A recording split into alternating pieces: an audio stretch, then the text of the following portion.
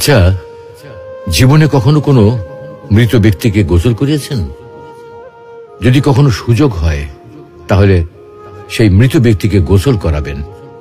তখন খুব কাছ থেকে দেখবেন মৃত মানুষের দেহটা কতটা অসহায় লাগে, মৃত্যুর পরে মানুষের দেহ কতটা ভয়ের কারণ হয়ে দাঁড়ায়। সুযোগ পেলে রাতে লাশটা পাহারা দেবেন, তখন বুঝতে পারবেন প্রিয় মানুষটার লাশ রাতের বেলায় আপনার কাছে কতটা অদ্ভুত লাগে, কতটা ভয়ের কারণ হয়ে ওঠে, কতটা আতঙ্কের কারণ হয়ে যায়। সুযোগ পেলে মৃত ব্যক্তির শরীরে একটু হাত লাগিয়ে কিছুক্ষণ তার স্পর্শ নেবেন। আপনি তখন উপলব্ধির সুযোগ পাবেন এই পৃথিবীতে বিশাল প্রভাব প্রতিপত্তি মৃত্যুর পরে কতটা নির্যাতনের রূপ নেয়। সুযোগ পেলে আপনজনদের লাশ কবরে নামাবেন খুব আগ্রহ নিয়ে।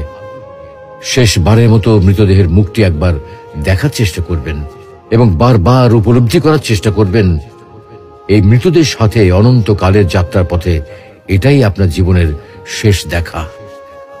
সুযোগ পেলে মাঝে মধ্যে কবরস্থানে গিয়ে নীরবে কিছুক্ষণ দাঁড়াবেন। এরপর মনে মনে চিন্তা করবেন জীবনের লাভ ক্ষতির হিসাব। এই মৃত মানুষগুলো এই পৃথিবীতে কি করে গেছেন, কাদের রেখে গেছেন, যাদের রেখে গেছেন তারা কি কখনো এই মৃত মানুষগুলোকে স্মরণ করার জন্য কবরস্থানের আশেপাশে একটি বারের জনকে দেখতে আসে? আমাদের জীবনটা বড় অদ্ভুত, বৈচিত্র্যময়। আমরা এর জন্যে, ওর জন্যে, ধন সম্পদের জন্যে, ঐশ্বর্যের জন্যে, বাড়ি গাড়ি টাকা পয়সার জন্যে কত না মায়া দেখাই, আগ্রহ দেখাই, আরো চাই আরো চাই আমাদের।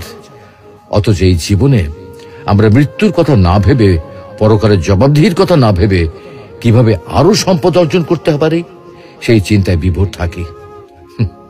হায় রে জীবন, এখনো সময় আছে, ফিরে আসুন মহান রবের দিকে।